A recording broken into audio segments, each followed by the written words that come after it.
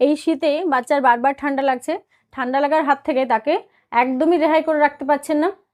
কি হচ্ছে, একটুতে তার ঠান্ডা লেগে যাচ্ছে, আবার দুদিন ভালো থাকছে, আবার পুনরায় ঠান্ডা লেগে যাচ্ছে। তাহলে 3টে জিনিস আপনি অবশ্যই মেনে চলুন। আজকে সেই 3টে জিনিস নিয়ে বলবো। প্রথমত হলো, এই শীতে বাচ্চাকে অতিরিক্ত পোশাক পরানো থেকে বিরত থাকুন। অতিরিক্ত পোশাক কেমন? অনেক মা আছেন এমন যে প্রয়োজনের তুলনায় বাচ্চাকে এই শীতে একটু বেশি কাপড় পরান।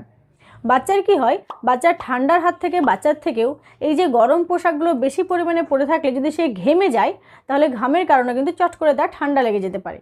আমাদের দেশটা অতটা শীতপ্রধান দেশ নয়, আমাদের দেশে এত ঠান্ডা পড়ে না যে এই ছোট্ট ছোট্ট বাচ্চাগুলোকে একদম জাবড়া জুবড়ি বড় বড় জ্যাকেট কোট এগুলো পরানোর প্রয়োজন হয়। কিন্তু অনেক মা এগুলো শখের বশে বা ভয়ের কারণবশত বাচ্চাকে এগুলো পরিয়ে রাখেন। সেই ক্ষেত্রে কি করবেন, বাচ্চাকে প্রয়োজনের অতিরিক্ত কাপড় কিন্তু পরাবেন না।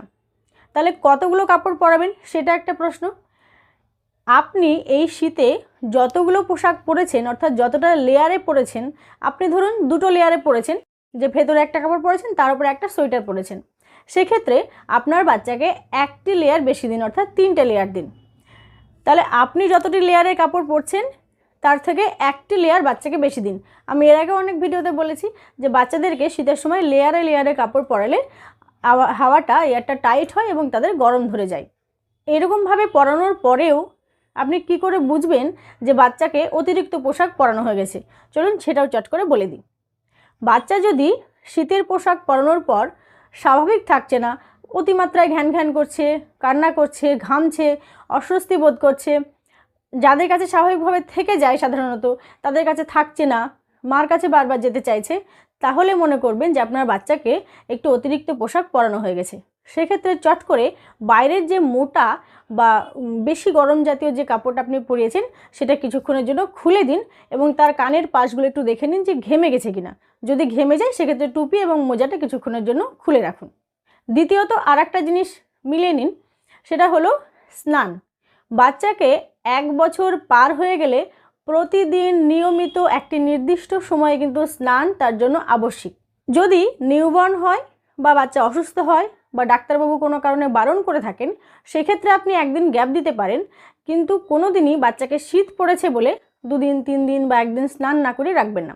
সেক্ষেত্রে কী করবেন, প্রতিদিন একটি নির্দিষ্ট টাইমে তাকে স্নান অবশ্যই দেবেন। সেখানে জলের পরিমাণ কমে আসবে বা কোনো দিন হয়তো কুসুম গরম জল দিয়ে শুধু গাটা একটু মুছে দিলেন, কিন্তু তাকে ওই প্রতিদিন নির্দিষ্ট টাইমে কিন্তু পরিষ্কারটা করাবেন।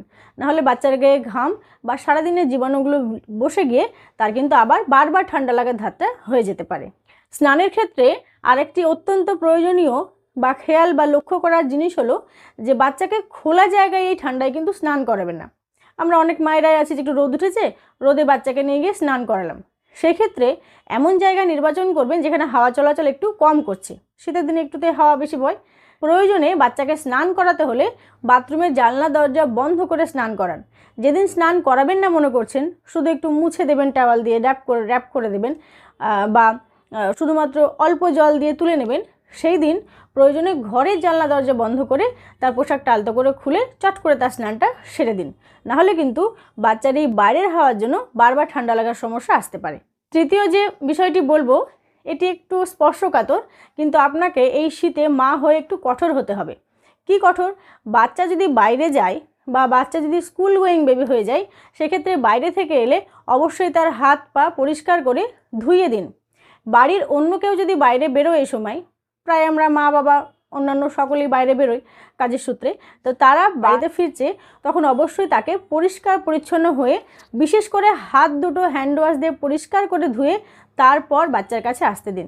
এবং বাচ্চাকে আদর করার সময় যেন চুমু এবং মুখের সঙ্গে মুখ লাগিয়ে আদরটা না করে এই ঠান্ডায়। যে বাচ্চার বারবার ঠান্ডা লাগার সমস্যা আছে সেই বাচ্চার ক্ষেত্রে অবশ্যই এই আদরগুলো কিছুদিনের জন্য একটু বিরত রাখতে তাকে অনুরোধ করুন। চলে আসি এবার যে মায়ের যদি ঠান্ডা লাগে, বাচ্চার বারবার ঠান্ডা লাগছে, এর কারণ খুঁজে পাচ্ছেন না, বাচ্চা স্কুল গোয়িং বেবি নয়, স্কুলে গেলে হয়তো অন্য ঠান্ডা লেগেছে তার জন্য ওর লাগছে, এরকমও নয়, বাচ্চার অ্যালার্জি নেই কিন্তু বারবার ঠান্ডা লাগছে, এক্ষেত্রে একটা জিনিস খেয়াল রাখুন যে আপনি মা হয়ে আপনার ঠান্ডা লেগেছে কিনা। যদি আপনার ঠান্ডা লেগে থাকে সেক্ষেত্রে বেবিকে চুমু দেওয়া এবং মুখের সাথে মুখ লাগানো বা অতিরিক্ত মুখের কাছে নিয়ে গিয়ে কথা বলা বা আপনার এঁঠো খাবারটা বাচ্চার মুখে দিয়ে দেওয়া, এইগুলো থেকে এই ঠান্ডায় বিরত থাকুন। দেখুন সে তার বারবার ঠান্ডা লাগার হাত থেকে রেহাই পাবে। তবে এখানে একটা কথা মাথায় রাখবেন, যে বাচ্চারা ব্রেস্ট ফিড করছে তাদের কিন্তু ব্রেস্ট ফিডিং কখনোই বন্ধ রাখা যাবে না। মায়ের ঠান্ডা লাগলেও বন্ধ রাখা যাবে না। মায়ের ঠান্ডা লাগার জন্য কোনো ওষুধ চললেও ডাক্তারবাবু যদি মানে রেস্ট্রিকশন দেন যে হ্যাঁ ব্রেস্ট ফিডটা একটু কমাতে হবে, বলেন না, সাধারণত এই বিষয়টা একদমই বারণ করেন না। যদি করে থাকেন সেই ক্ষেত্রে ছাড়া এমন কোনো মেডিসিন নেই যে বাচ্চা ব্রেস্ট ফিড করতে পারবে না। তাই মায়ের ঠান্ডা লেগে থাকলেও বাচ্চার ব্রেস্ট ফিড বন্ধ করাবেন না। কি করবেন, মা যখন বাচ্চাকে ব্রেস্ট ফিড করাবে তখন অবশ্যই মায়ের হাত দুটো ভালো করে হ্যান্ড ওয়াশ দিয়ে ক্লিন করে তারপর বেবিকে কোলে নেবেন, এবং ব্রেস্ট ফিড করাতে করাতে মা বাচ্চার মুখের কাছে মুখটা যেন না নিয়ে যায়, তাহলে কিন্তু বাচ্চা ঠান্ডা লাগার সমস্যাটা অনেকাংশেই কমে যাবে। এই 3টে পয়েন্ট বললাম, এই 3টে বিষয় যদি আপনি লক্ষ্য করে চলেন, এই ভুলগুলো যদি আপনি না করে থাকেন, তাহলে দেখবেন এই ঠান্ডাতে আপনার বাচ্চার বারবার যে ঠান্ডা লেগে যাচ্ছে, সমস্ত দিক আপনি ঠিকঠাক পরিপাটি করে রেখেও ঠান্ডা লাগছে, তাহলে এই 3টে দিক খেয়াল করে চলুন, দেখুন আপনার বাচ্চা এই ঠান্ডা লাগার হাত থেকে রেহাই পাবে। ছোট্ট পুচকেটার সঙ্গে সঙ্গে নিজেরও খেয়াল রাখবেন, ঠান্ডায় সাবধানে থাকবেন, গরম গরম খাবার খাবেন, এবং মরশুমের যে ফল সেগুলো বাচ্চা তার সঙ্গে সঙ্গে আপনি একটু খাবেন। ভালো থাকবেন আর এভাবেই আমার চ্যানেলের পাশে থাকবেন। ধন্যবাদ।